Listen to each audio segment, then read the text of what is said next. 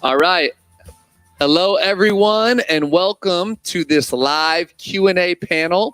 We are live on Facebook and YouTube, so we're so excited that you joined us today online. We just want to welcome you. We are here in our building, actually at our church in downtown Sacramento, and what we're going to be doing today is we're going to be answering your questions. So we've been in the middle of a series called Asking for a Friend. We did 4 weeks. We hit some of the hot button big questions that we've gotten as leaders and pastors. And then during this series, you guys were actually emailing in questions, sending in questions online. And so we compiled some of these, and then we're actually going to take some live tonight as well. So I want to take this opportunity to introduce to you our esteemed panel, very esteemed. So actually, I'm going to have them introduce themselves, what they do, and anything about themselves that they would like you to know. But I am Caleb Cole. I am the co-lead pastor of Project Church along with my wife, and excited to be here. I live in Rosemont, California. I'm Chrissy Cole, and it's a community of Sacramento, by the way. Yes, and I am also the co-lead pastor alongside my husband, Pastor Caleb Cole.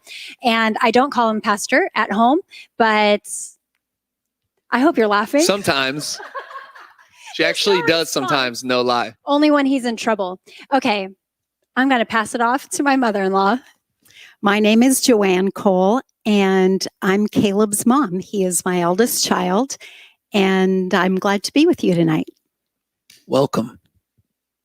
And I'm Veronica Zamora, and I get to be associate pastor here.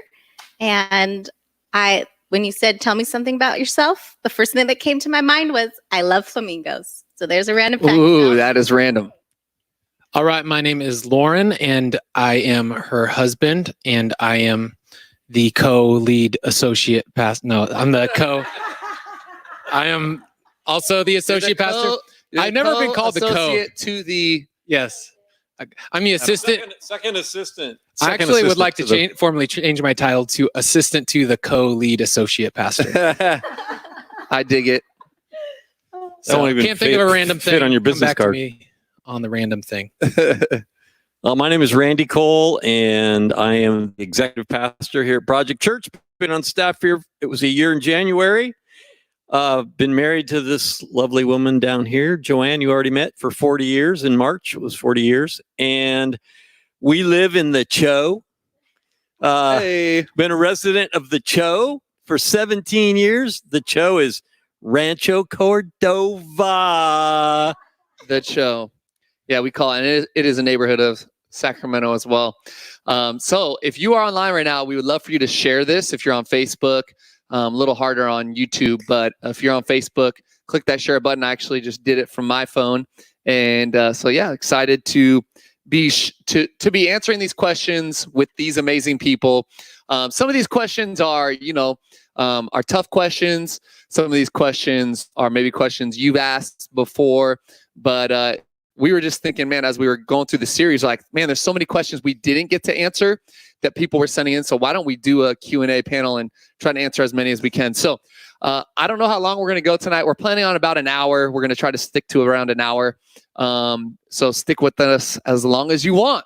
It's your prerogative, and hope you all are doing well in this time, in the midst of this pandemic, this quarantine with these restrictions in place. We're praying for you. Hope you're staying safe. We know that this time will pass. But in this season, I know there's been some challenges that we've all been facing, but also there's been a lot of great things coming out of it. So why don't we start, before we dig into some of these hard questions, like, tell me the best thing that's come out of this quarantine for you, whether it's personally or your family. I want to open us up a little lighter hearted. All right. So tell me, what's the best thing that's come out of this for you? I got some. Go. So when we started off, the routine thing was like the biggest, shift for everybody. Had like, and I'm like a creature of habit. I love my routines. But something that we eventually shifted to was like a daily bike ride.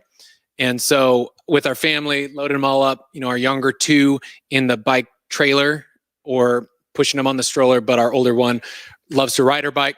And so that was actually just really life-giving routine that we've added. And we became gardeners in the midst of this COVID-19 quarantine. So we have no idea what we're doing, but things are growing. And so Yep. I feel very Hopefully not accomplished. just weeds. Yes. So It's great. that's mine. Somebody else. Somebody on the couch. I think I've loved spending more time in my home, even though there are times, perhaps even of loneliness, because you do miss your friends and family. But I think it's been good to just rest and reset and reevaluate and really listen. Yeah, I like that spiritual answer.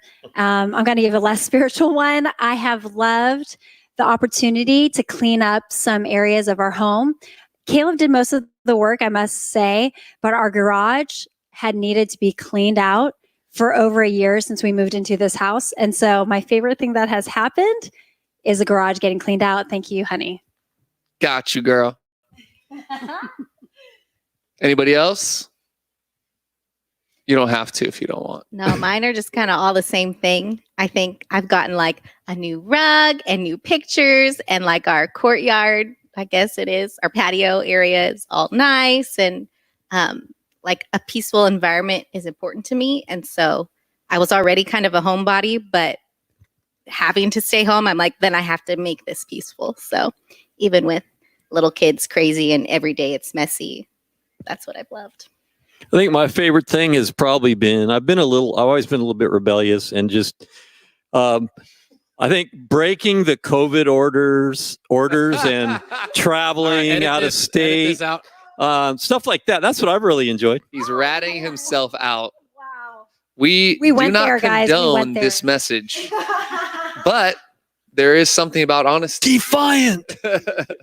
That's good for the soul.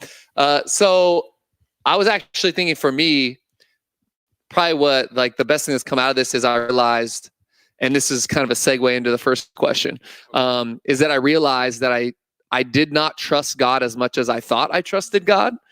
And so in this whole process, I really recognized and have realized that I thought I trusted God, but this season has made me aware that I trusted in myself and my ability to control situations and know what to do all the time, and, think that I can handle anything that comes my way, And so what this has done is it's removed all my control, and it actually has truly made me trust God. And so God's really humbled me through this. He's like, yeah, you thought you trusted me, but you didn't. And I don't think God did this just for me, but I do think that out of this, he's taught me and is teaching me what true trust looks like. Because up to this point, I said I did and I thought I did, but I've realized that no, you really didn't.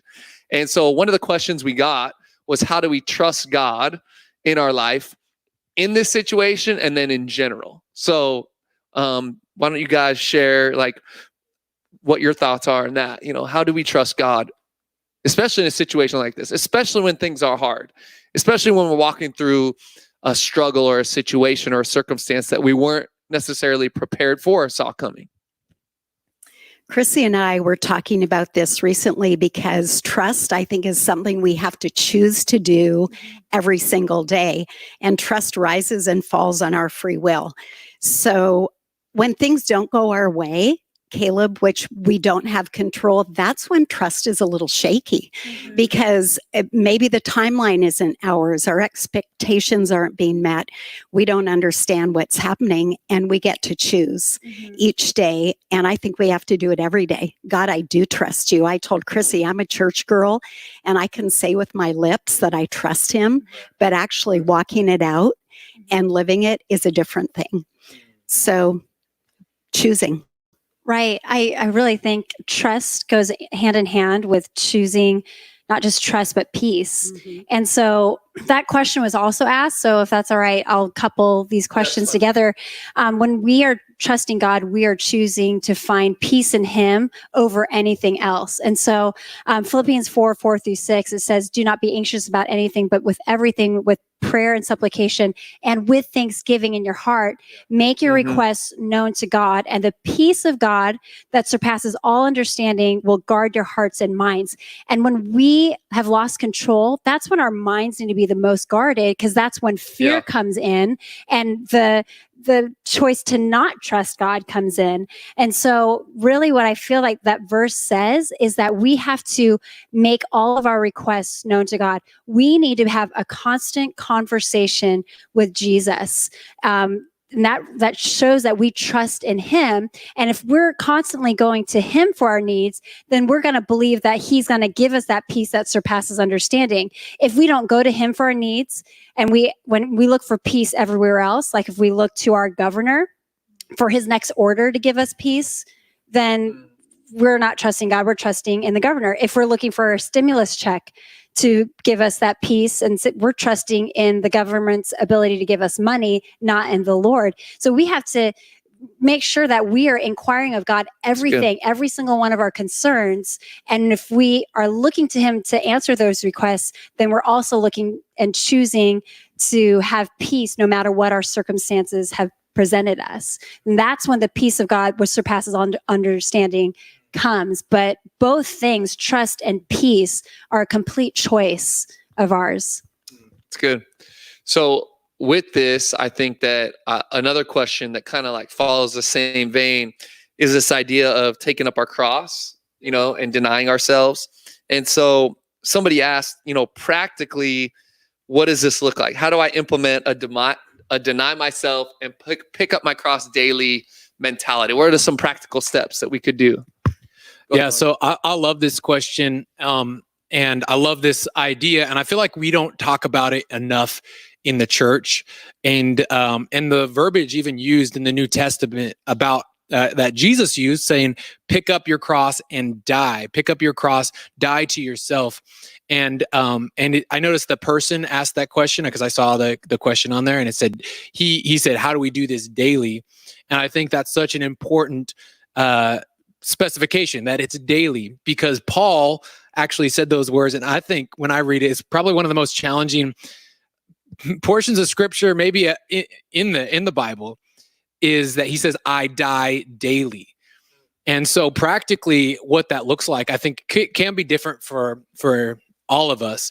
But I think first we have to recognize that that we do need to die to ourselves, recognize that we do have sin, and really if our natural inclination is towards sin. So if we go with the flow, so to say, and thinking about how, let's just kind of go with the motion, that's going to take us in the wrong direction. But it requires that daily dying to self and the daily decision, even like Chrissy, you were just saying, it's a decision, it's intentional, to say, I'm going to, like Jesus prayed, not my will, but your will be done. And so practically, get into the practical part. One of the things that I've loved is a pastor I follow named Craig Groeschel shared about this probably a couple of years ago, and I've implemented it into my life in different seasons, and I've brought it back recently, is this idea of daily declarations. And it's just something to put practically into place that you can, I'm all about, like, I'm a task-oriented person often. I'm people-oriented too, but I find myself being task-oriented often. I love my to-do list. And so if I put that on there and just practically speaking, something to do, I've written out these daily declarations of, declaring.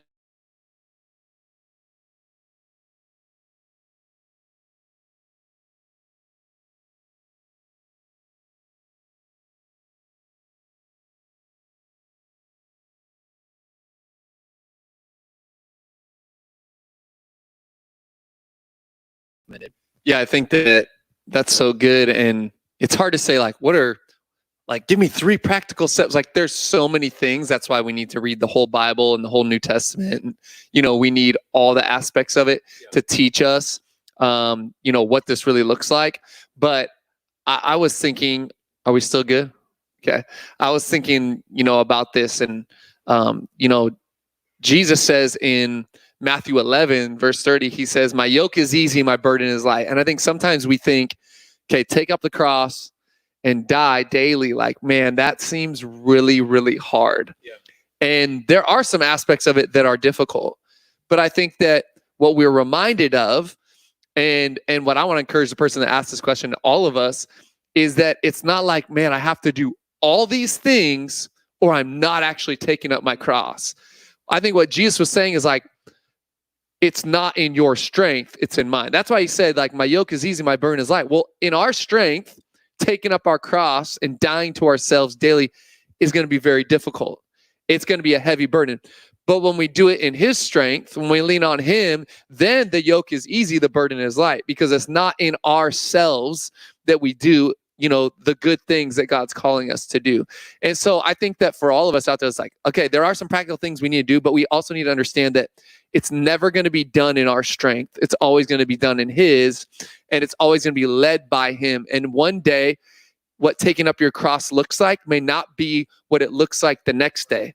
And it doesn't look the same even for person to person, because I think we each have a unique grace, like a grace zone on us, a unique gift set and call to where, like, what taking up your cross, like me as, the lead pastor of Project Church, is different than what it is for my dad, as in his role, and vice versa, anyone listening to this.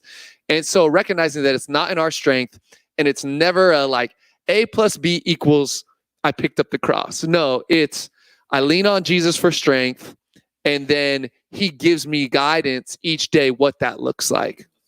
And that's why we need to read the Word of God, because I think that it's going to give us practical things to do what denying ourselves looks like. So within that, I think we can move on to another question.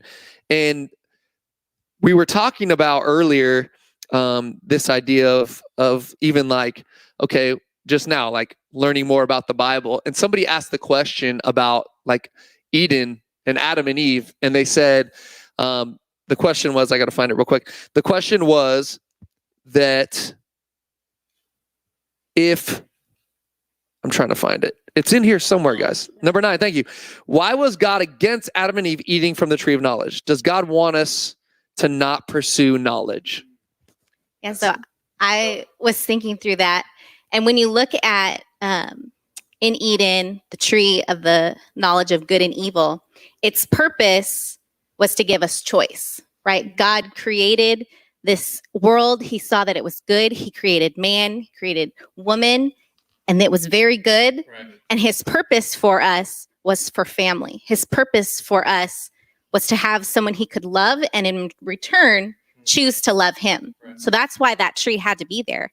But the idea that God didn't want them to touch it, because then there would be death. Then there would be destruction upon all that he created that was good. There would be having to leave from his presence and from his love, and not from his love, but from his presence and being able to be around him. And I think the second part of that question talked about, like, does God want us to be stupid and not have knowledge? Yeah. Proverbs 2:6-8 says, "For the Lord gives wisdom. From his mouth comes knowledge and understanding.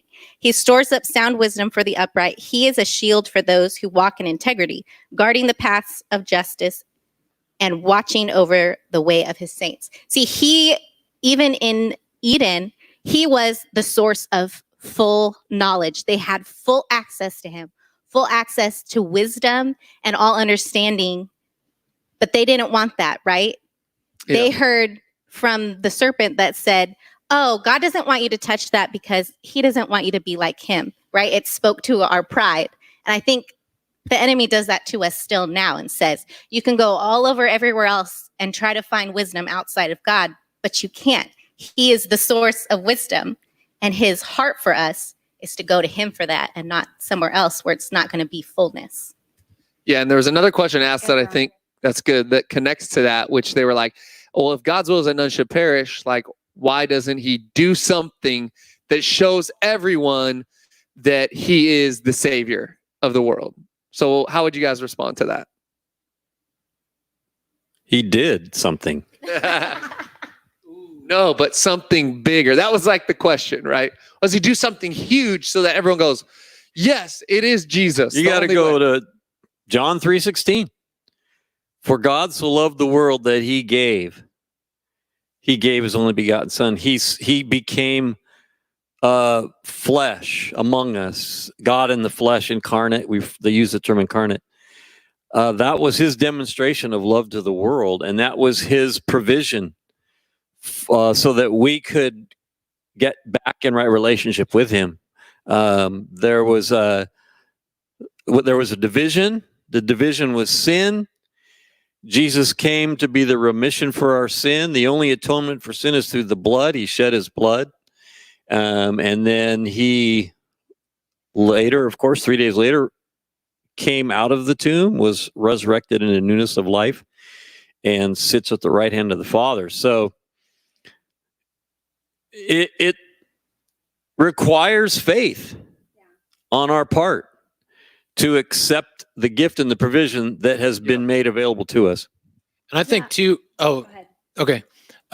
Just to kind of thinking about what this person was really asking, it sounded like the person was asking, why doesn't he basically force everybody to choose Jesus? That's what it sounded like the question was. And I'm not sure if it's right there, but it sounded like the person was asking, why doesn't he do something and basically force us to choose Jesus? And it kind of comes back to what my wife said about how he originally created us with that ability to choose him. And if it's forced love, it's not love. If it's like he created something and we don't even have the choice, we just do. So I think the reason he does it is because that's outside of his character and outside of his plan. Yeah. Good. I actually came across this in Mark, and several months ago we were talking about when Jesus was in the boat and there was a storm, and all it took for him to calm the storm was to say, "Peace, be still," right? And he didn't conjure anything up. He didn't do a spell or call on the name of something. Like every wizard that does a trick, is just like, I call on the powers of Merwin or Merwin? right? Merwin, right? Merlin. Yeah, there it is. Or Merwin. or that you drum up all these things in order to do like something magical or do something powerful. And I guess what I'm saying is, in that moment, Jesus displayed like a lot of restraint by not like doing something amazing to show that that's what we need to have peace. Like all it takes is for his voice. And so I guess what I'm saying is, like, he could have displayed his peace so many other ways or calmed a storm and done something so incredible, except he did something that caused him to restrain himself so they would beckon people to love him and to know him and to, like, that's so countercultural. Our culture, this world would say, do something grandiose to prove something to me. Yeah. And God is so good, so powerful, and so so powerful. He can calm the storm by just being him. And I feel like coming as a baby.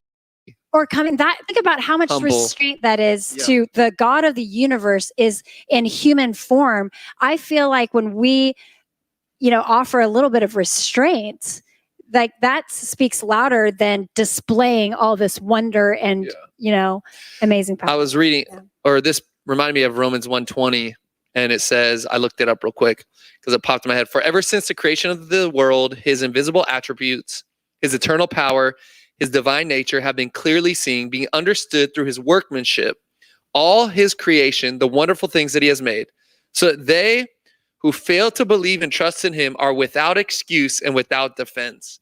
And I know that's like, man, that kind of a gut punch, but essentially what it's saying is, like, all of creation, everything we see from the beginning of time is pointing to a creator. And at the end of the day, like, we are going to be without defense if we deny the intelligence of a creator, because it's all screaming to us that there's an intelligent creator out there. Just like you wouldn't look at this phone and say, oh yeah, it just happened. Like, it's too intricate, right? There's too many components, and it's, there's there's too much knowledge packed into this thing for it to have just happened by accident. The same way you can look at the human body and the complexity of our world and our ecosystem and the solar system, and it cries out to us that there's a creator, and we are without defense when we stand before God. And there was another question that kind of was connected to this, but does anyone have anything else to add before we do? Oh, Go I ahead, did. Veronica. I was just going to add, because of all of those things, I feel like the reason that we don't respond in that way, or people don't respond that way, is because of our pride. You know, it comes down to like, well, no matter what you did, you've really already made your decision because of your pride. Because if you had to acknowledge God, you would have to change yourself. You would have to acknowledge your lack, acknowledge areas that you have need. And we don't like to do that as people. Yeah. So connected with this, and we're going to stay in this vein, and then I'm going to shift us gears. I think we're going to talk about relationships here in a moment, because we had some relationship questions, and I know people love those. But there was another question that was kind of along this lines of like, are faith and science compatible? And, you know, can they align? And we've done a few sermons on this over the years. And so I would encourage you to go back, search it on our YouTube channel. But faith and science, compatibility. I love this question just because I love science and math. But what you loved Bill Nye the Science Guy back in the day? Not actually, Yes. but Mr. McCullum, my third grade science teacher. But if Mr. McCullum, if you're watching, just kidding, he's probably not watching. So, well, Never know. I love thinking about this. One of our favorite authors, or a friend of yours, speaker of yours, whatever, Dr. Carolyn Leaf. She is a science neurologist, scientist, science brainiac. And what she says about science is that like science and Christianity cannot be apart from one another. God created both. Like that thoughts of Christianity were given to us by God. Science was a gift to our world. Science is of God too. And so I think growing up, it was such a, the antithesis of Christianity. It was like, the antagonist, so to say. And really, if you listen to some of her teachings, or even if you prove or put science up to the word of God, they're actually very compatible. Yep. And what I love that Dr. Carolyn Leaf says is that science is the wisdom and knowledge of God. And so it proves she set out to prove God through science. And I think that science is a good thing. All good things can lead to God. A lot of things that are gifts from him will lead to the creator if you really search. And so I believe that science and Christianity are absolutely compatible in that vein. It's good. I was actually thinking about, I read a statistic and they said the odds of, Earth and intelligent organisms being formed out of a Big Bang, that statistically speaking, it's like taking a dictionary and cutting every letter into a single piece of paper, piling it into a giant bowl, shaking it up, throwing it into the air, and it all lands perfectly and aligns perfectly so that the dictionary is back in its exact order.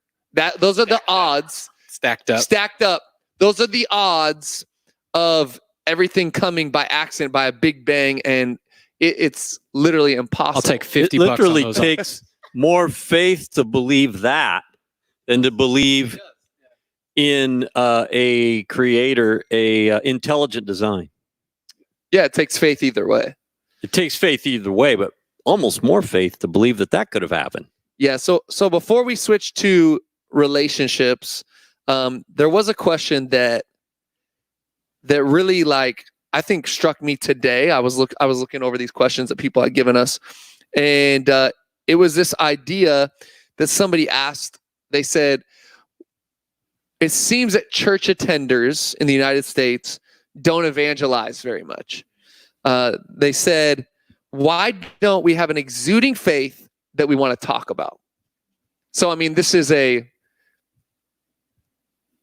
I don't know, it would be a blanket statement over Christians. So how would you respond to that? Yeah, we were actually talking about this and in the kitchen today, and I can't presume I know the motivation of that question, but I do think that oftentimes when we're wanting people to do something, I wonder if the problem isn't what other people aren't doing and it's what we perhaps are not doing. And so I guess I would just challenge that question with, first of all, let's all be reminded, Mark 16, I wrote it down, that we are called to evangelize, to spread the gospel to every nation. That was the command that was given to us. But also, I think that, I think if the word becomes real to us, then we will feel compelled to share it. But I think we have to be careful not to say that people aren't doing it, because there's different ways of spreading the gospel and evangelizing. And there's really no way to say that Christians aren't doing it in the way that they should be. So my question back to that question would be, are you doing it? Am I doing it myself? Because I think what could block the gospel from moving forward is trying to determine if everybody else is doing what I should be doing. I think it's an individual thing that we should be challenged to do in and of ourselves. It's a very Jesus thing of you to do, to respond to a question with a question. Somebody else, what are your thoughts on this? Yeah, I think that's so good, that what you said of like presumption, but also I think we can often like put evangelism in a box of like, this is what it means. And also I think as capital C church, as church at large, we've often like limited evangelism to inviting somebody to church, which I think is a great avenue, and like invite them to church and then the pastor will get them saved. And I'll outsource the evangelism and I'll outsource that to just, hey, inviting them to church. Hey, and now all you got to do is click that share button. Now it's real easy to evangelize, right? And that's great. But if we're limiting it to that, we're missing it. And I believe in technology, I know I was making a joke about clicking the share button, but really people's lives are impacted because of, sharing the gospel online. And the reality is, I think it comes down to, like, for me, if I was to answer this question, yeah, I don't know if people are doing it or not, but I think it does require, like, part of the dying to ourselves is forgetting what people think about us, like not worrying about that. And I would say, even tying back into the pride thing, like we care way too much, like, and also tying it into a few messages ago, we talked about what happens when you die. Right. And if we believe the severity of hell, we would be vastly more motivated. And even after hearing that message, I was like, man, what am I doing for those that I know that don't know Jesus? How am I showing them the love of Jesus? And how am I praying for them? And how am I helping them to know Jesus? So I think it requires, regardless of, if we're all doing it or not, it requires a personal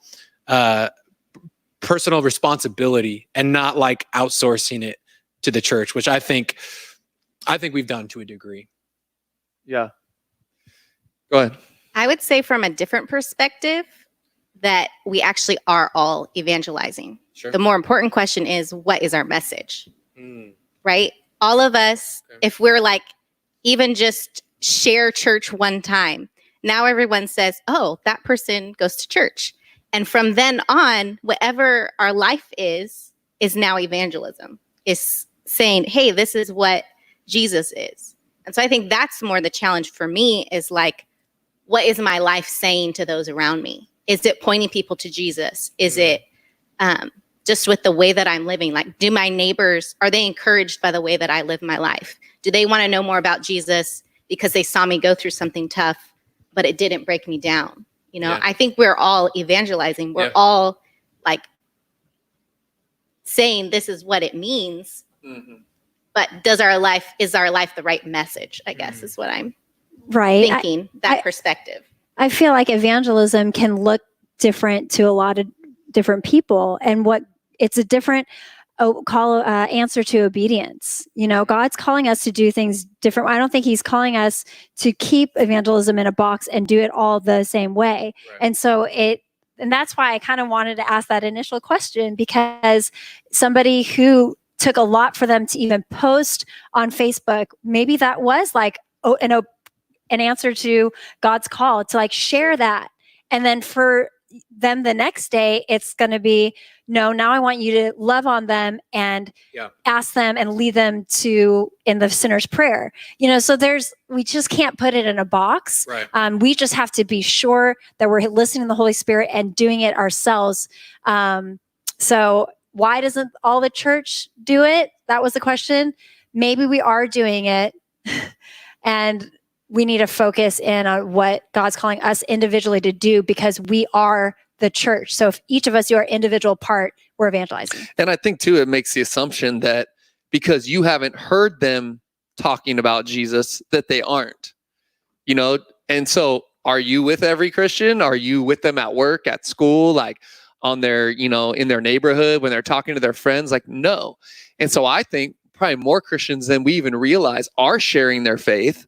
We're just not there to witness it and see it. Now, I believe that because I hear stories. I as the pastor, people tell me, hey, I was talking to my neighbor about my church and my relationship with God the other day, and they were really interested. Like, I hear more of those stories, and probably where we failed as the church is we don't do a good job or a good enough job at telling the stories or enough stories of people who have heard the message of Jesus through a friend, or the people who, maybe your evangelism right now is just praying for that person and living out your faith. Like we say all the time, like for most people, you're the only Bible they're ever going to read. They don't read the Bible. They don't know everything about Jesus, but they watch your life and they see that something's different. And so I do think how we conduct ourselves, how we carry ourselves, how we live in this life, like it is evangelism. And I think more Christians are sharing their faith than we realize. And so I want to give you all some props out there, you Christians that are listening, because I think we're doing better. I think we're always doing better than we think we are. I think Jesus is actually like, no, my church is like going forth and going forward, and we're quick to criticize the church. And I think we need to put more grace on the church and on ourselves and just like walk out who God's called us to be, fully. So let's shift gears to relationships. You guys good with that? So I want to start by, this was a question somebody asked me the other day. They said, what does it take or what are some like keys to having a marriage that lasts? And so I want to start with Joanne and Randy, since they are the elder statesmen here and they've been married for 40 years. Hey. 40. I didn't stutter, 40, which is incredible. So why don't you guys talk to us about what are some of the keys, like, and I know there's probably a lot, but if you could whittle it down, like give us some basics to longevity. Well, I am hearing a theme run through all of these questions, and it comes down to choosing. And I think that you have to choose. You choose to love. You choose to be faithful. You choose to communicate. You choose to forgive. You choose to be grace-filled. And some days we choose to be annoyed. And not that I'd ever be annoyed with you, babe, but sometimes people do choose that. But it's really choosing on a daily basis. And it's crazy to hear you say that, Caleb, 40 years. It doesn't seem like that, but we've been choosing one another for 40 years. And some days have been easier than others, but we chose to keep choosing. Yeah. Relationships are work. Marriage is work. And it requires you to do the hard stuff. Make the hard choices and believe in the commitment you made at that altar till death do us part. That's a pretty big deal. It really is. And so, babe, if I go first and you remarry, I'm coming back to haunt you. Yeah. Inside story there. If it's someone not that inside, it's on the sermon. If someone missed it, you need to go back and watch the sermon from Sunday, because essentially Chrissy said if she dies, she doesn't want me to get remarried. Or you could just No. watch the clip from yesterday. If she dies, she doesn't want me to get Watch the remarried. clip. And if she dies and I get remarried, she'll come back and haunt whoever it is that I remarry. So that was the joke. If Wait. you weren't listening. There was a question that was asked. Did anybody see that? Live from Shannon Holcomb. She asked, she wondered when the haunting would begin. At dating, at marriage, and I go at like first glance. First glance. The haunting. The Haunting. That was a movie, actually. Okay, Joanne, thank you for derailing this conversation. And thank you, Shannon, for the question. Anything else you two want to add to the foundation of longevity for you two? Well, when you're talking 40 years, that's a lot of seasons of marriage. And each season of marriage has unique aspects to it and unique challenges to it. Good, yeah. You go through the honeymoon stage. Oh, it's all wonderful. Then you go through, we had 4 children, this one right here being the eldest. And he came along. We weren't even married a year and a half, probably, when he was born. And then we had 4 very quickly. So we went very quickly from the honeymoon stage to the raising a relatively large family stage and having 4 young children in our home.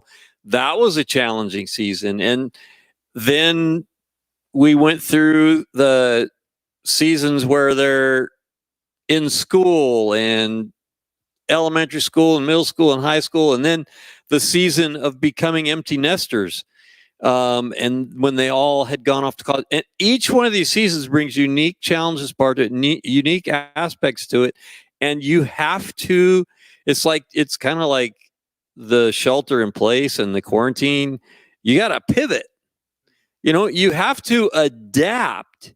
You have to make adjustments, and you have to a lot of it is figuring it out as you go. But I suppose the key is, again, it comes back to the C's, communication, commitment, courage, all of these attributes, qualities enter into the process. And before you know it, 40 years have passed, and now we have 3 married adult children, and 6 grandchildren, and our family, it started with 2 and now it's 14, I think. 15 when we're all 15 when we're all together. It changed. We just added one 6 months ago, so I've lost count. But all of a sudden, here we are. Now, so. And let me tell you, though, the reward, it comes by getting through all of these transitions. And we're in like the funnest stage, honestly, right now. It's a blast having grandkids and watching them grow now, and seeing on Mother's Day, we had 4 generations at our house at one time. That's a blessing. You actually read this study that was saying that couples are most unhappy when their children are 0 to 5 years old, like in the preschool stage. And that they said couples have the lowest marital satisfaction with their children in that age range. And it makes a lot of sense because they're so dependent, and we're just coming out of that. And I think Chrissy and I can actually attest, like, now our kids are 8, 7, and 5. Sorry, guys. These guys are. We can attest to like the shift in the last 2 to 3 years is like night and day, because they were so reliant on you for everything, and it's constant needing this and that. And, it's just sometimes overwhelming. You have no alone time. And then now, as they're getting a little more independent, they can kind of do their own thing, which thank God, because, we're working from home right now, and I'm like, get out of here. I'm trying to do something, but when they were younger, it wasn't like that. I'm a really loving father. Get out of my face, kid. No. But it's like, I get that, and I remember that. And so why don't you guys talk to us about same question, but you are at what, 10 years now? Yeah, it'll be In October. So almost 10 years. So and you're in the midst of, like, you're in the thick of it. You have a 7-year-old, 3-year-old, and 1-year-old. Yeah. So you're in the thick of it. So talk to us about like some of the things that have helped you in the longevity. You've gotten to 10 years. That's incredible. So yeah. I don't know if I could top Randy and Joanne, I was just still thinking about, Joanne, what you just said about even tying in the theme of all these questions so far have been about choice, and how like you got to choose understanding and choose commitment and choose love and choose to die to yourself. Like that's all part of marriage. We talk a lot about how marriage is just the parallel to our relationship with Christ. So often in Scripture we see that, and really, and for husbands, dying and laying our lives down for our wives. Man, it's a challenge. It's a challenge. It's a daily challenge. It's a daily dying to yourself. So I think that ties in. I think something that just encouraged me about, just hearing a reminder about, seasons, what you were just saying. And Caleb, we've talked about this, about like those stats you just shared about, this season of my life being a little more stressful, a little more intense. And then you even sharing about how, hey, it gets better. There's light at the end of the tunnel. And that's sometimes the truth that we need to understand, is that there are seasons. So for me, I don't know if I have much to add to it besides that. Yeah, I'm living this out, and these are all good reminders for me. I think I just want to bring encouragement to all you parents out there that are in the age range with us. Like, actually, like marriage and premarital counseling, I get to do a lot of those for our church, and it's really something I'm very passionate about and I love, and I've read and studied and whatever. That's what I like to do. But going into marriage, I think just this last year, we have grown so much, but we are like more in love, and I would say our marriage satisfaction is higher than it's ever been, which is like encouraging, I guess, to me, to be like, oh, it's even going to get even better. Yeah. But I think what's helped us in this situation, and especially the last couple months, like being all day, every day, like part of that was already my life. So that meme about like when your normal everyday life now is called quarantine, it's like, I feel you meme. Yeah. And those all make me laugh because I already was stuck in my house a lot. But the world feels you now. Yeah. Yes, they feel me. I was homeschooling before it was cool, but before it was forced, before it was mandated. But I think what's really helped us in this season has been just my own personal journey to like understanding myself, because I already had that choice, had that long-term mindset commitment. Like no matter what my spouse is going to do, obviously I fail at this a lot, but I try to have this mindset. No matter what they do or don't do for me, I am committed to my commitment. Like I made this to the Lord, and it's not circumstantial. So I've tried to have that mindset, but I think in a way I had lost but I can't stand up for myself. Part of that is my own personality. I don't like conflict. I would rather just keep peace. And so as I've been learning, like, it's okay to express what I need, it's all about how we do it.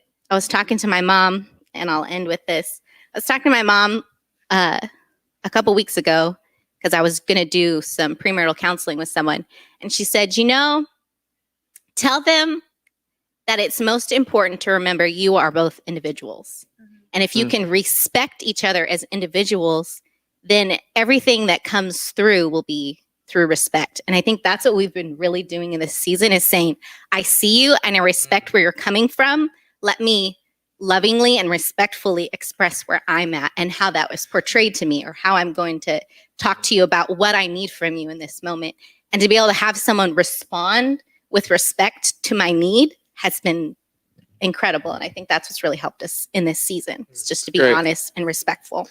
So Christy and I are going on 12 years. Same question to us. Our kids are a little older now, and I think we're in a new season, it feels like, in a lot of ways. But what's given us longevity? I mean, I'll have some things, but I'll let you go first. Well, I kind of want to piggyback off of what you all were saying. Such amazing answers. But when I think about a healthy marriage, I feel like obviously we have to take on the image that Jesus desired for us, that husbands, wives, submit to your husbands, husbands, love your wives. And that's really the picture, like you said, of our relationship. Love and respect. Yes. But what I think is interesting is that a powerful marriage takes powerful people, and power oftentimes isn't equated to submission. But I believe that people are more powerful when they are submitted, because there's a safety, there's a covering. And so I think the way that we've really operated, especially because we both have rather strong personalities, would you agree? Mm-hmm. Sometimes I wish I married a less strong woman. Oh, don't say that. Only sometimes. I'm just being honest. But I'm also thankful for her strength. But I feel like if we can stay committed to choosing humility, I think choosing humility is choosing submission on both ends, not one more than the other. And when we can choose humility on a regular basis, that makes us powerful individuals. And I'm not saying submitting to one another. It takes first submitting individually to God. Because before I was called to be your wife, I was called to be a daughter of the Most High God. And I've got to stay committed to him and be a healthy individual, healthy in my relationship with God, so I can bring health to the relationship. That makes us a more powerful individual, and a powerful couple are two powerful entities coming together. Sometimes when you see a picture of submission, you feel like one's powerful than the other and one's submitting the other, and it's this lopsided, this lopsided relationship. But no, I think a godly relationship is two powerful people totally dependent on a sovereign God and constantly choosing humility every day. Yeah, and they talked about it, humility, you choose it. So choice, you choose selflessness, right? You're putting the other's needs before your own. And I think that's all, it always comes down to that in marriage. Like, if we want to be selfish, we're going to have problems in our marriage. When we learn to be selfless, that's when there's health. Two selfless people create a healthy relationship because we're both giving. And when we're both giving, we're both receiving. But what happens is often one person decides they don't want to give anymore. They only want to receive, and then that's when there starts to, they start to have unhealth. And one thing we always say is that marriage is a garden. And like anything, or like any garden, you don't just plant everything in the garden and leave it and go, it's good, like I'm done, and then it stays exactly perfect like it is for a year. No. When you have a garden, you're in it every day. You're working the ground, you're watering it, you're pulling out weeds, you're pruning back the overgrowth. I mean, it is constant daily work. But one thing we all know, and you guys know because you're now, green thumbs, gardeners, is that there's joy in that. Right? There's joy in getting your hands dirty and having your fingers in the soil and working and stepping back and going, wow, look how amazing it is. And then having to come back the next day and work on it again. And so I would just encourage you out there. Like, sometimes I think we get married and we go, we're set, like our relationship's good. But as things evolve, just like a garden changes and the seasons change and work needs to happen, like it's the same way in your marriage. That's why you have to constantly be working in it, on it, getting your hands dirty. And in each season, like, you have to sometimes shift and pivot, as you talked about earlier. So go piggyback on that thought. Marriage is also, it's like a bank or a bank account. So if you're just making withdrawals from your bank account, guess what happens? The money runs out, or the love, if you will, runs out. So you have to be making deposits along with the withdrawals, and those deposits need to match the withdrawals. So if you're just taking out of the account, guess what's going to happen? It isn't going to work. So treat that relationship like a bank where you're making deposits and withdrawals. You mutually are, and you find balance in doing that. It's good. So we had a question come in, and we're going to let it get a little crunchy in here. We're going to talk about sex for a minute. And so one of the questions that came in was along this lines of sex. And I was thinking about it because I think that first, and I think just physicality. First, one of the questions was, how far is too far in a dating relationship? And then we had another question, and this was definitely like, I'm asking for a friend. Is porn okay in the bedroom with your spouse? That was one of the questions. So let's start with dating and how far is too far? Because I know we do have maybe some single people watching. We have a lot of single people in our church. And so what are you guys' thoughts? I think we all may like come at this a little different, but I was curious what your thoughts are on like dating, relationships, and physicality. Go. I guess I'll go first. I was just thinking, being a youth pastor, and Caleb, Chrissy, you guys were youth pastors too. And we were all youth pastors, right? So we're all just It was a long time ago for me. Yes. But just thinking about like, we're kind of notorious for being like super strict on this, on like, at least for some reason, we just like are, I mean, for at least for us, we were, for some reason, just did not want students to date because ultimately that meant when they broke up, then one of them was going to leave the youth group. Yeah. Right? Yeah. So maybe that was the underlying motive behind it. But also there was a lot of these, like, it was like mainly like fear tactics. And we would probably answer this question like, this is too far. Like I remember some of the, even when I was in youth group, I remember like these like lines being drawn in the sand. But overall, if I was to answer that question, I would say it's the wrong question to be asking. Like that's not, I don't have a good answer for you. Like I used to think I did, even when we were dating. And there's, not to say you shouldn't put boundaries up and you shouldn't do that, but I think ultimately that's the wrong question to ask. I think if we're asking that question, it comes back to this thought that we're always trying to define where the line is for sin. And like Jesus never said like, hey, try to get as close as you can to sin without actually sinning. But I think like if you just think it, you've already done it. Right. So I think so often, and not to like knock whoever asked this question, but I think often we need to just not be focused on what we shouldn't do, but focus on like, hey, how can we get closer to the Lord through this? How can our relationship glorify God?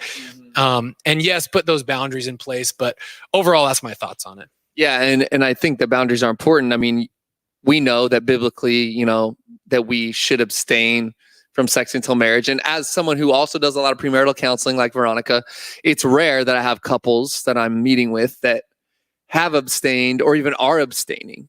And I think in today's culture, it's counterculture to wait until marriage to have, sexual intercourse, because they're like, oh, it's like a car, right? You got to give it a test drive. We got to see if we're compatible. And I always say to people, I'm like, look, trust me, you're compatible. Like if you're a man or woman, like you're compatible, it works. There's no questions about it. And in fact, sex gets better with practice. So even if it's like the first time isn't the greatest, right? In marriage, you get to practice and then you get good at it. And so I always tell people like, look, first we got to understand like that is clearly defined in scripture. And we need to push back on this culture that is promiscuous and is test driving and looking for compatibility. And I think the compatibility needs to be a spiritual compatibility first, a dream and goals and direction for our lives, vision for our lives. Are we compatible there before we even go anywhere physically?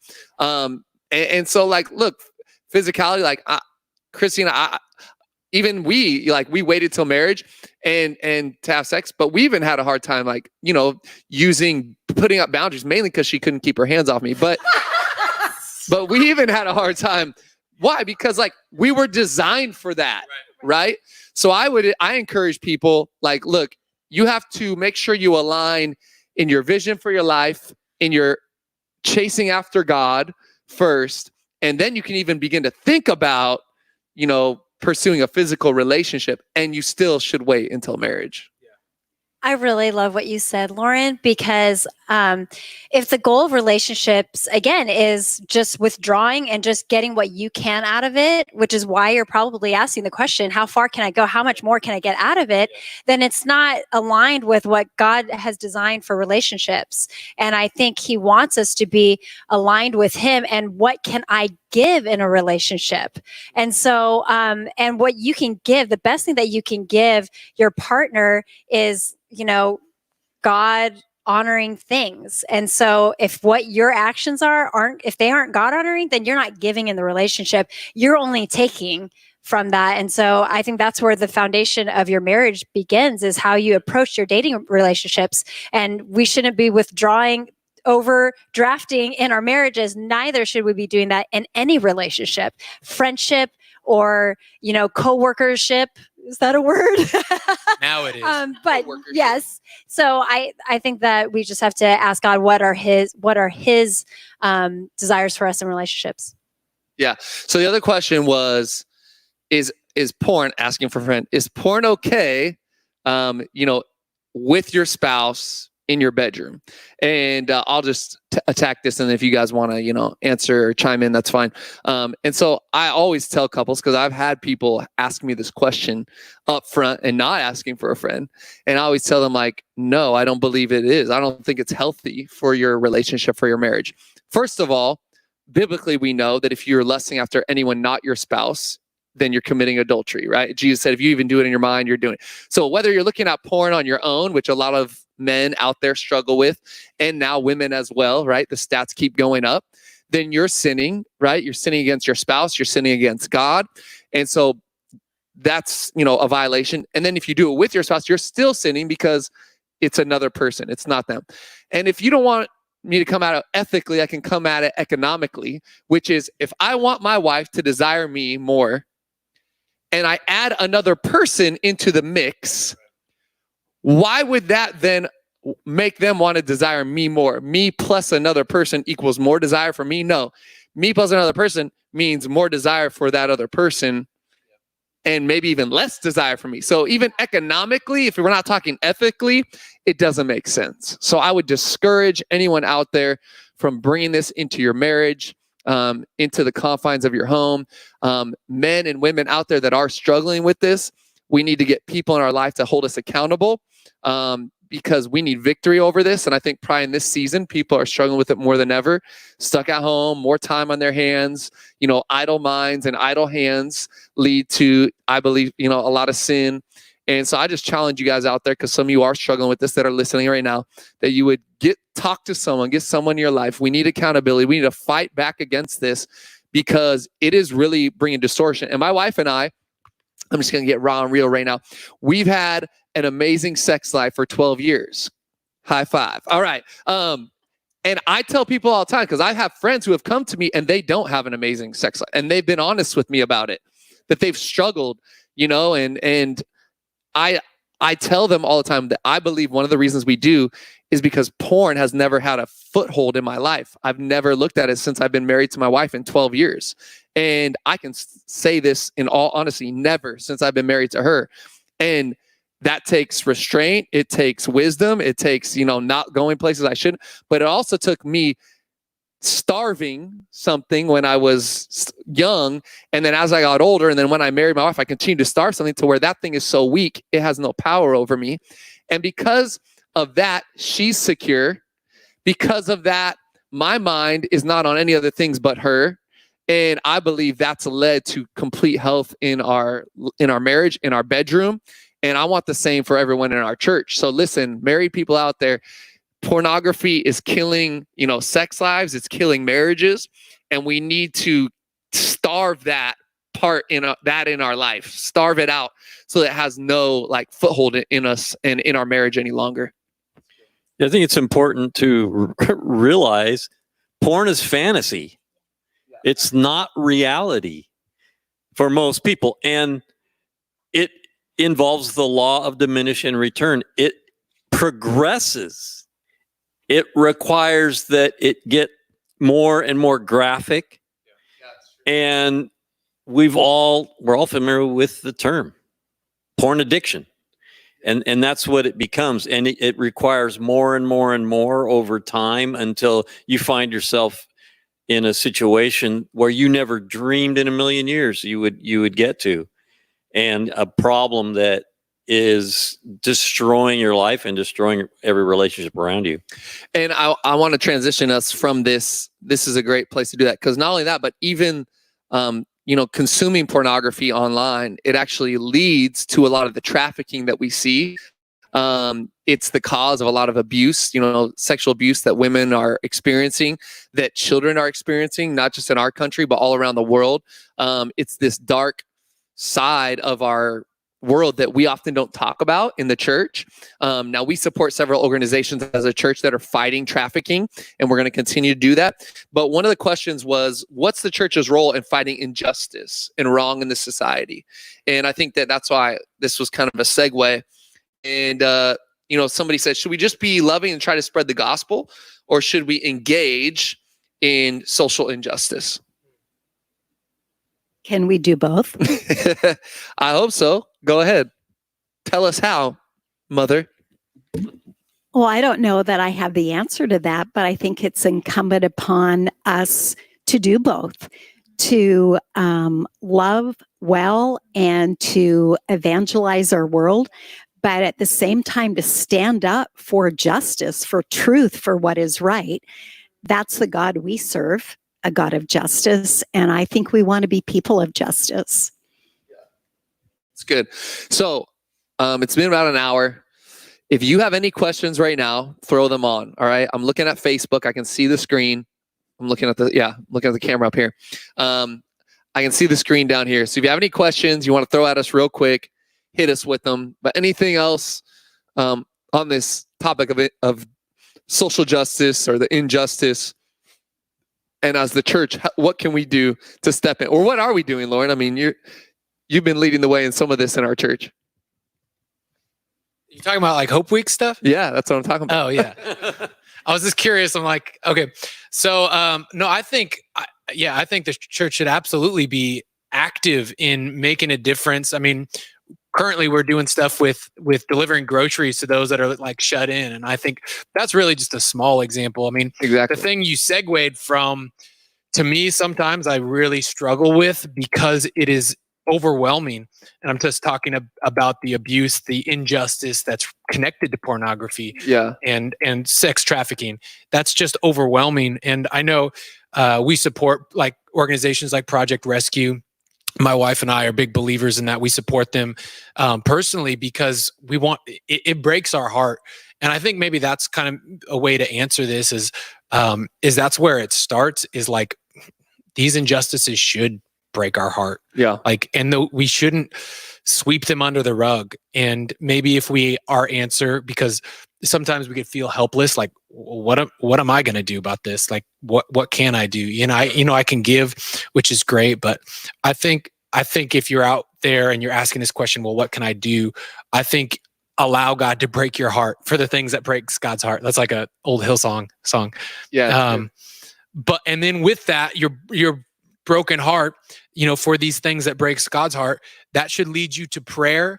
And sometimes I believe that's how some of the greatest, I believe that's how Project Rescue started. Now this worldwide organization that's saving hundreds of people every month from this and giving them life and opportunity. So maybe that's kind of where that ended up going, is we should allow that to break our heart and allow God to speak to us from that. It's good. Jeff Kabonting asked, when is the Lord returning to earth? When is he coming back? That's a good question. No man knows the day knows. or the hour. No man knows. Okay, good. What are or were the Nephilim? Oh yeah. That's Michael's question. Do you want to take it? Excited. I mean, they were giants. They were all we know is what it says in scripture. There's not too much to go from. It's like kind of the classic like stumper question. So I don't have much. What we read in scripture, the Old Testament, right, is like fallen angels came to earth and had relationships with women, and giants were birthed out of it, and they called them the Nephilim, and they lived on the earth for a period of time. So other than that, then that's what it is. That's my explanation. So many people have theories on it, but somebody responded to Jeff's question and said that Jesus is already here. It's good, he is. Jesus juked him. Shannon Holcomb, how do you turn the other cheek against those who hurt you? Boom. There you go. No. Somebody want to take that? I mean, I think that's something you have to do with God's strength, right? And recognizing that they are God's child and he loves them as he loves you. So despite what they're doing that may hurt you, being able to forgive and forgive and forgive. You know, setting boundaries, protecting yourself, those things are important, but always being ready to forgive, because Jesus is always ready to forgive us. It's good. Zahira asked, as an ex-pastor's wife, she got asked a lot the question that are women supposed to be pastors? And we know a lot that say, you know, they might have a calling, but men say, well, women can't be pastors. And Chrissy and I have taught on this on multiple occasions, but Yeah, I would recommend going go, back. Chrissy. I would recommend going back to those scripture or to those messages. Sorry, online. Pastor Chrissy. Go Oh, ahead. stop. So, you know, I've hit this question so many times, but more recently, I don't want to go into the depths of it, but the short answer is I think that we need to understand the full scriptures and what it says from Genesis to Revelation, because having the fullness of the gospel debunks what I think people have historically used to not allow women to be pastors. Recently, I've thought, and I've been thankful for this pandemic, because some of the reasons why some churches or denominations feel like women shouldn't be pastors is because it's really how much they speak or when they speak, and the In front of who they speak. and in front of who they speak. So I thought it was odd when I was listening to a very well-spoken man. We were listening it together, very well-spoken, and he almost had me convinced because he was using all these scriptures, and pretty much he was saying that women can't be pastors because of some scriptures in Timothy, and Two scriptures. Yeah. but they can speak on their platform if they want to, but just not, on their social media platform, at conferences, but not at the physical gathering at churches, which are on Sundays in front of a certain amount of people. And there were all these reasons. And I know there's a lot more to this, but I just want to isolate this conversation. Because now that we've had this pandemic, I'm actually thankful for it, because you know what? What is church now? Is church Sundays where everybody's meeting and gathering? And that means that every woman can be a pastor right now if church is online now, right? So I have a hard time understanding the arguments about it. But now that the pandemic has come, I feel like it's obliterated some of the confines and constructs as to why women can't be pastors. I thought you might teach a little more on it, but you're good. Okay. Keep going. Well, I thought that was helpful just to hear. Yeah, I would say the scriptures, New Testament, Old Testament, there is no way you can advocate for complete silencing of women, because over and over in the New Testament and the Old Testament, we see women leading. We see in the New Testament, women leading in the local church, teaching in the local church. But then Paul, in a couple scriptures, calls for the silencing of women, but we believe it was because of specific instances where women were dominating the church. I don't have time to go into and teach the whole thing. That's why I said listen to Yeah, go back and listen to our teachings. But we believe if you read the scriptures, you cannot advocate for a complete silence of women, because the New Testament and the Old Testament do not, right? A woman was a judge over all of Israel. She led all of Israel. Deborah, Ananias, and Sapphira led a local church in the New Testament, in the early church. So there's multiple places where women taught, led, and we take two scriptures and then write all women off because of them. And I think it's because of bad interpretation and teaching as well. Marcy Porter asked, what do you do if you don't agree with the local government or the governing authorities? How do you fall in line, essentially, if you don't agree with the rules or regulations that are in place? And I'm guessing she's responding to or speaking of this quarantine in particular. So I'm not usually one to speak about politics, so I'm surprised that I'm the one that is speaking right now. Me too. But I really feel like it's a hard balance in this season. Yeah. I know for a lot of us, it's very hard. And so what I have to come back to is like Christy talked about earlier, our trust and our faith isn't in government, right? It could falter tomorrow, and our faith and trust and hope and security is in Jesus. And so first and foremost, I have to make sure that my heart and my mind is aligned to what Jesus has and what he says in his word. Then I can look to his word says, I'm definitely supposed to pray for my political authorities, right? Those that he has placed above me. I'm supposed to pay my taxes, right? Give to Caesar what is Caesar's. Like, there are certain guidelines that we follow, but when those guidelines go against God's written word, that's when we don't follow.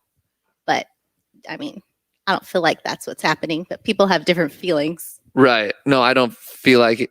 Right now, it's not what's happening. We should let the rebel talk about this because he's back here in the back like, Yeah. fight the power, fight the man. But I think it's important that we set the right example to, I may not agree with their decisions, but are they going against God's word telling me I can't, and even if they do, like, the church still thrives despite all of those things. So Yes. I think we're still inhibiting the church saying we have to start meeting now. Like, that's still inhibiting what God wants to do. The church has not died in this season and we need to be revitalized. Like, we are thriving and soaring and like, we're living out an area that we've never lived out, and we get to do it with Jesus and to share that. So. We can use our First Amendment right and speak out against what we disagree with. However, biblically, we submit to the governing authorities, the ruling authorities, and we have as a church. It's why we don't meet physically. It's why we're going to continue to not meet physically until these restrictions are lifted. We're submitting. Now, there are 3,000 churches in California that at the end of this month have already said they're going to defy the governor's restrictions, and they're going to meet regardless of what he says because they believe we should be in phase 2, and churches are currently in phase 4 with sporting events and concerts.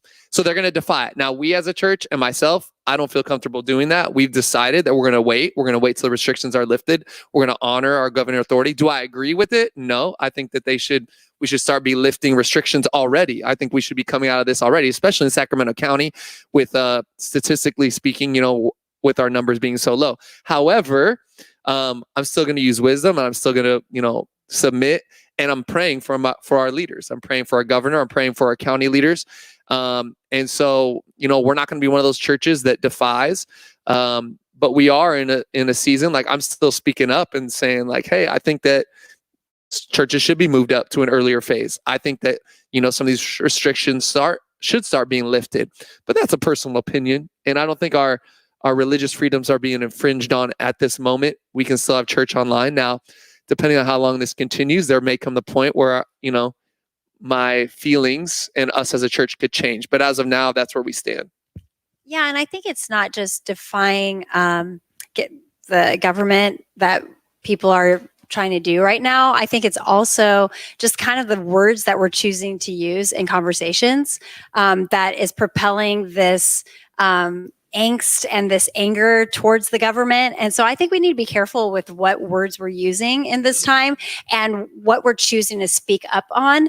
And I just love the verse, if my people who are called by my name would humble themselves and pray, then God will heal our land. And we can just, if we truly trust in God, then we're just going to keep praying to him, asking that he would intervene, that we would be obedient. I don't think he would call us to, like you said, to defy the government unless it was hurting us. And we still are able to meet as a church virtually. It's like when we become persecuted, I don't think everything that's in place right now is persecution.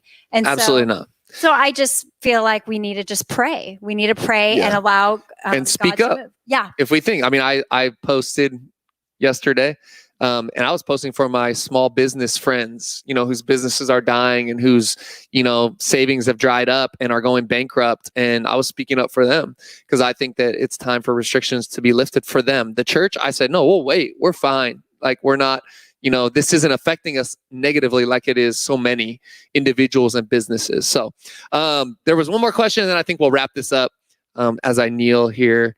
I know this is so appealing. Oh, Michael Gonzalez said the song How He Loves. Do we sing Unforeseen Kiss or Sloppy Wet Kiss? What do you guys think? Chrissy? We sing Unforeseen Kiss. If we're really spiritual and not congregationally singing, we'll sing Sloppy Wet Kiss. Is this a worship song? Yeah, He loves I'm not aware of this. How he loves us. It's old. Oh, that one? Yeah. Oh, yeah, So, yeah. Okay, real question. Last real question. What would you recommend to someone as a first step in wanting to know Jesus? Holcomb asked this. Get in a community group You stumped us. and read your Bible. Start in John. That's what I would say. Get in a group because they'll help answer those questions and guide you through the Bible. Okay, good. Anybody else? Could you repeat it? What was it? He said, what would you, I don't remember the wordage exactly. What would you so someone who recommend doesn't for know- someone in their first step when they come to know Jesus? Okay, so they First step once they've come to know They've Jesus. come to know him. Okay. Yeah, what's the first step from there? hang out with Randy Cole. Yeah, No. The rebel. the rebel. Anything? Pastors? I mean, I always encourage people, get plugged into a local church. Yes. Number one. Number two, get someone in your life that will mentor, disciple you, pour into you. So we have community groups, so we encourage people to jump in those, and usually relationships are built out of those. And then start reading the Gospels. Yes. I always tell people, read. Mark is probably the shortest and the quickest read. So read the book of Mark. Let that soak into your spirit, and then get around people that can help you further walk in your faith. Read a proverb a day. Yeah, read a There's proverb. 31 a day. proverbs. That's good. Read one a day. All right. This has been amazing. Last question. Where do you shop? Somebody asked me that. Where do you get your clothes? This is the last question. We're ending on a spiritual note. I'm going to take got it, this Ross? one Joanne? because my very favorite store in Sacramento is Nordstrom Arden Fair. Yeah, they and just shut it were- down. They were shuttered last week. They will never reopen, and I'm grieving that. It may seem shallow. But You still the can't go to Galleria. Listen, the Galleria is opening May 22nd. They just announced. I don't. So you can drive out to Nordstrom Galleria. That's too far. And shout In out Roseville. to Roxy, because the Nordstrom racks are still opening, and Yay, Roxy. that's us acting our wage. So we still go to The rack. Nordstrom rack. Chrissy, there are Act your wage. affordable departments in Nordstrom. There are, and I love it too. I'm gonna miss it too. Lauren, where do you I walk? didn't get Where to do you? answer. We're going to. We heard a one woman- ProjectChurch.com swag. Yeah, I get all my clothes from Project Church. Project Church. No, wherever I usually outsource my shopping to my wife. Yeah, we pretty much I shop it. That's our don't way buy to a lot of Target. Lauren does not like to spend money on clothes. Like, that is not his jam. He has just t-shirts now, like a few pants, and it's like one Nope. less thing he has to think I about. call Lauren t-shirt Not guy. about, You like, do call me t-shirt guy.